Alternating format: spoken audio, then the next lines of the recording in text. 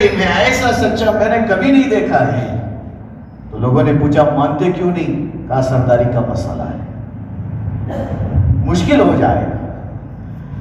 اس کے بالمقابل حضرت عمر رضی اللہ تعالیٰ جن کے بارے میں پوری طرح سے جہالت کا یہ اندازہ تھا کہ یہ نہیں ہو سکتا، یہ مسلمان ہو جائے، یہ نہیں ہو سکتا، لیکن اللہ نے ہدایت دے دیا، طے کر لیا. ایسے واقعات علماء نے لکھے ہیں کہ حضرت عمر رضی اللہ تعالیٰ ایک مرتبہ اپنی جوانی میں، اس وقت تک رسول اللہ صلی اللہ علیہ وسلم نے نبوت کا اعلان بھی نہیں کیا تھا، اس وقت میں انہوں نے تجارت کا سفر کیا ملک شام کا اور فلسطین پہنچے. بیت المقدس میں جانا ہوا، ان کا قافلہ ان سے چھوٹ گیا، وہ سارے لوگ چلے گئے. یہ پریشان تنے تنہا بیت المقدس میں ایک جگہ پہ جا کے ٹیک لگا کے بیٹھ گئے، پریشان تھے، اپنے لوگوں کو تلاش کر رہے تھے. اچانک ایک انسان آیا، سامنے کھڑا ہوا اور کہہ رہے تم خطاب کے بیٹے عمر ہو؟ ہزاروں میل کے فاصلے پہ گئے ہیں، کوئی نہیں پہچانتا، پریشان حال بیٹھے ہیں. اس نے آ کے پوچھا تم خطاب کے بیٹے عمر ہو؟ انہوں نے کہا ہاں میں عمر ہوں. تو اس انسان نے، اس آدمی نے کہا کہ عمر میری میزبانی قبول کرو، میں تمہاری دعوت کرنا چاہتا ہوں. تو حضرت عمر جہالت والے، ابھی اسلام قبول نہیں کیا تھا، کہا بھائی مذاق کیوں کر رہے ہو؟ تم مجھے پہچانتے نہیں ہو اور میری پریشانی ہے اور تم کہتے ہو میں کھانا کھاؤں؟ کہا ہاں عمر میری دعوت قبول کرو. کہا میں پریشان ہوں، میں نہیں آ سکتا. کہا میں آپ کی پریشانی دور کر دوں گا، بتاؤ کیا بات ہے؟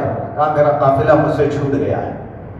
تو اس آدمی نے کہا میری سواری ہے، میں تمہیں تمہارے قافلے تک پہنچاؤں گا، لیکن ایک شرط پر کہ میری دعوت تمہیں قبول کرنی ہوگی.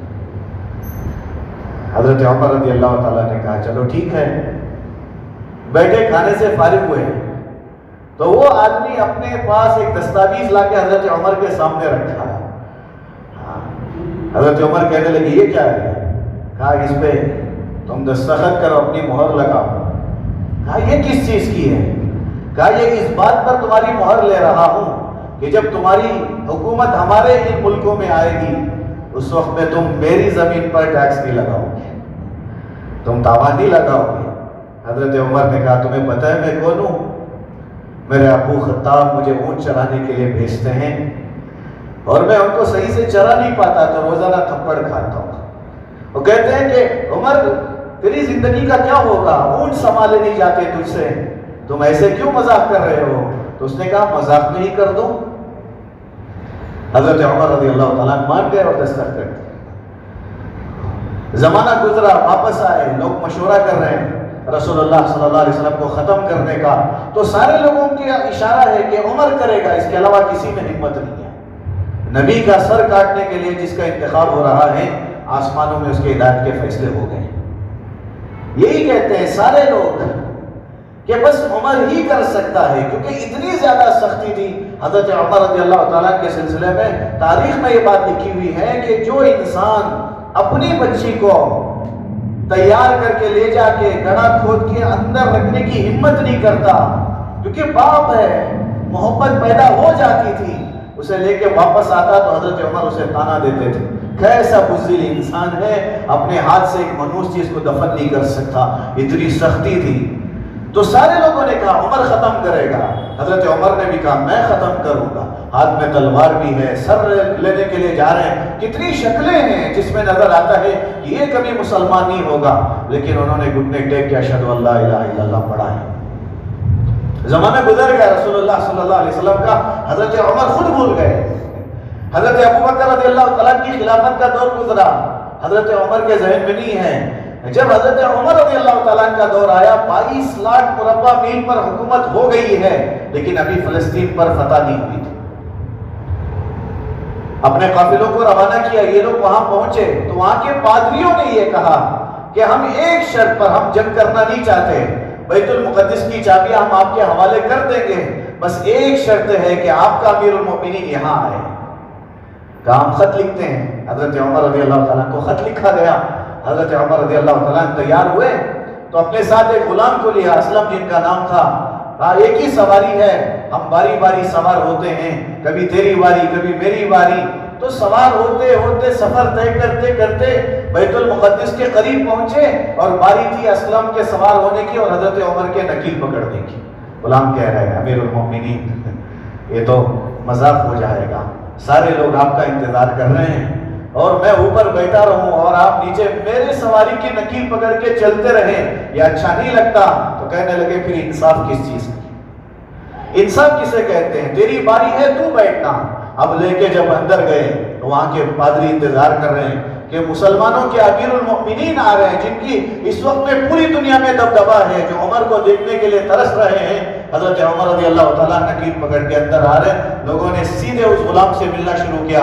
انہوں نے کہا نہیں نہیں تم غلط سوچ رہے ہو، میں امیر المؤمنین نہیں ہوں، یہ امیر المؤمنین ہیں۔ پادریوں نے کہا ہماری نشانی مکمل ہو گئی، ہماری نشانی مکمل ہو گئی۔ لوگوں نے لباس دیکھا، پیون لگا ہوا لباس ہے، کہا ہماری یہ نشانی بھی مکمل ہو گئی، ہم چابیاں دینے کو تیار ہیں۔ حضرت عمر رضی اللہ تعالیٰ کے ہاتھوں میں چابی دی گئی۔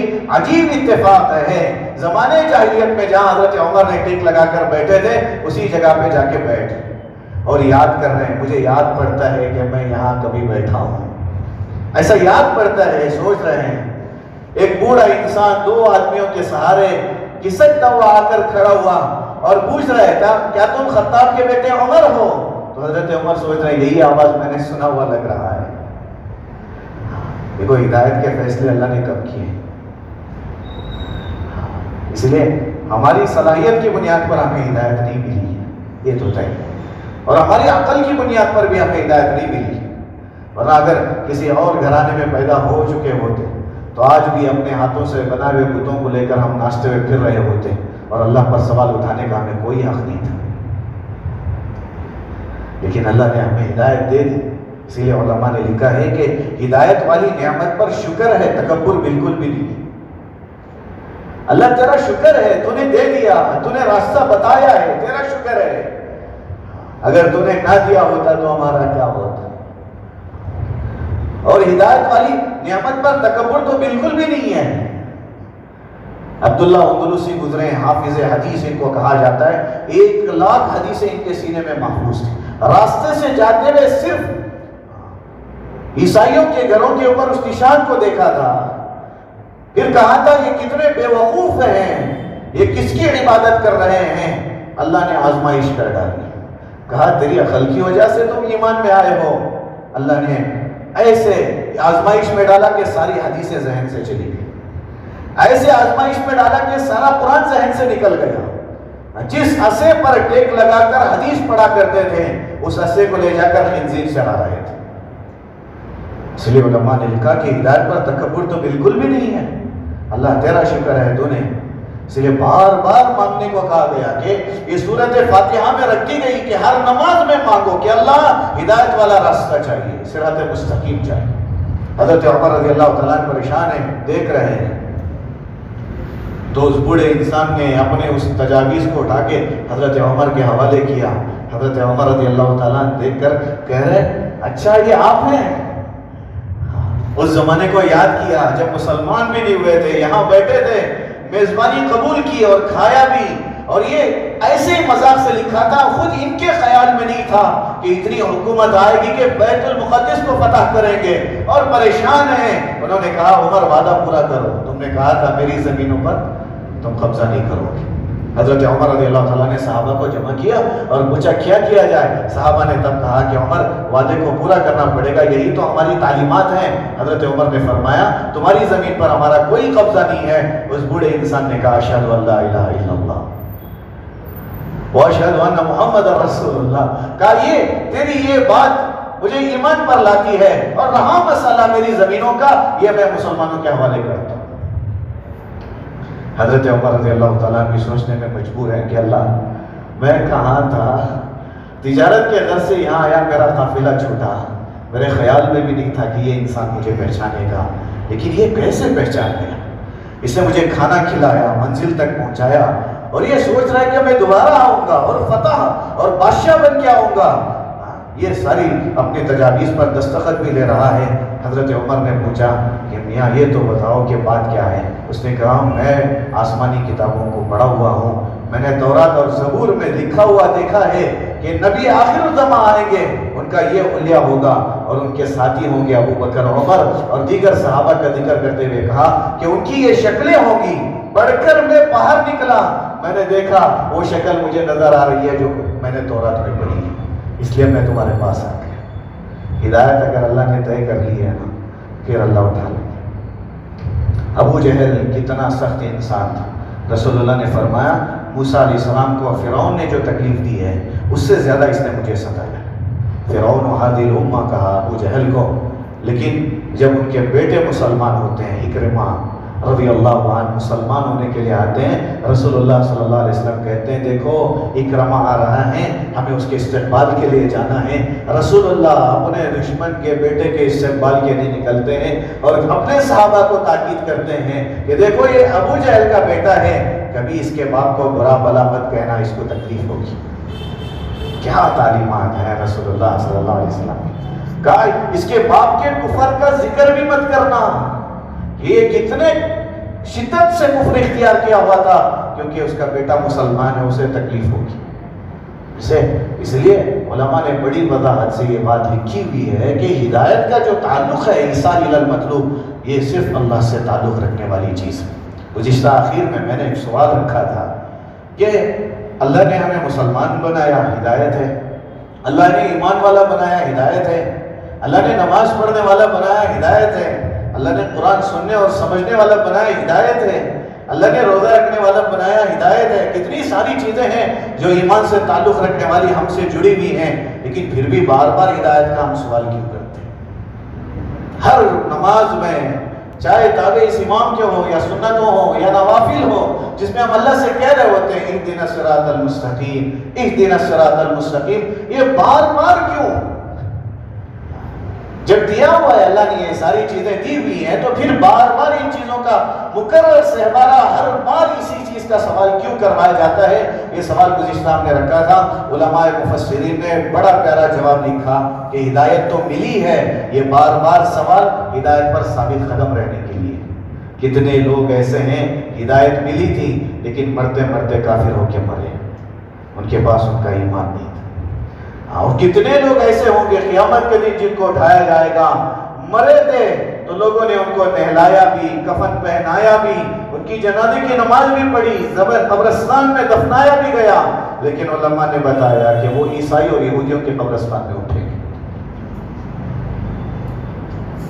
اتنے لوگ ہوں گے جن کی دنیاوی فہرستوں میں، مسلمانوں کی فہرستوں میں ان کا نام ہوگا کہ یہ فلاں مسلمان ہے، ان کے ابا مسلمان ہیں، لیکن کل قیامت کے دن یہ کافروں کے صف میں کھڑے ہوں گے۔ ہدایت تو ملی تھی لیکن ہدایت پر جم نہ سکے، اور آج یہ ساری چیزیں ہمیں واضح طور پہ ملتی ہیں۔ روزانہ ایسے واقعات ہمیں مل رہے ہیں جس میں ہمارے اپنے نوجوان بچے اور بچیاں ایمان کو چھوڑتے ہوئے نظر آتے ہیں۔ اسی لیے اللہ نے بار بار کہا بغیر سمجھے کے مانگنا ذکر ہے، اور جو سمجھ کر مانگتے ہیں یہ دعا ہے۔ آج سے پہلے ہم بغیر سمجھے کیسے پڑھتے تھے اہدنا الصراط المستقیم، یہ ہماری سب سے بڑی ضرورت والی چیز تھی، لیکن آج کے بعد ہم سمجھ کر پڑھیں گے کہ اللہ ہمیں ہدایت والا راستہ نصیب فرما، بڑی ضرورت والی چیز ہے۔ ورنہ آخر وقت ہو، لوگ سامنے بیٹھ کے کلمہ پڑھ رہے ہوں لیکن ہماری زبان کلمے کے لیے نہ اٹھے، یہ کتنی بد نصیبی والی بات ہے۔ کوئی کسی غیر کے گھر میں پیدا ہوتا ہے، ویسے ہی زندگی گزارتا ہے، اسی حال میں مر جاتا ہے، افسوس تو اس پر بھی ہے، لیکن کوئی مسلمان کے گھر پہ مرے لیکن اس کی موت کفر پر آئے، یہ کتنی افسوس کی بات ہے۔ تبھی تو رسول اللہ نے آگاہ کر دیا کہ آئے گا زمانہ صرف نام کے مسلمان باقی رہ جائیں گے، حقیقت والا اسلام کسی کے پاس نہیں رہے گا۔ ڈر لگتا ہے ان حدیثوں کو پڑھتے ہوئے جس میں رسول اللہ صلی اللہ علیہ وسلم نے فرمایا کہ یصبح الرجل مؤمنا یمسی کافرا، صبح کو ایمان والا تھا، رات کو اپنے بستر پہ آنے سے پہلے کافر ہو جائے گا۔ رات میں ایمان والا تھا، صبح میں اٹھنے سے پہلے اس کا ایمان اس سے ختم ہو جائے گا۔ اس لیے یہ ضرورت والی دعا ہے، اور سب سے زیادہ ضرورت والی دعا ہے اہدنا الصراط المستقیم، اللہ ہمیں سیدھا راستے کی رہبری فرما، اللہ ہمیں ہدایت نصیب فرما۔ اب یہ سیدھا راستہ ہے کیا؟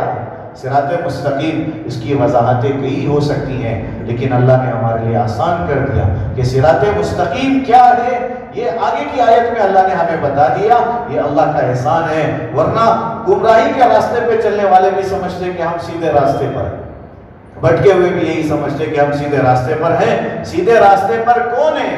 وہ کن کا راستہ ہے جو سیدھا راستہ ہے جسے اللہ نے آگے آیت میں بتایا ہے؟ اللہ سے دعائیں انشاءاللہ اس آیت پر آگے تفسیر ہوگی۔ الحمدللہ رب العالمین، اللہم صلی علی سیدنا شفیعنا حبیبنا مولانا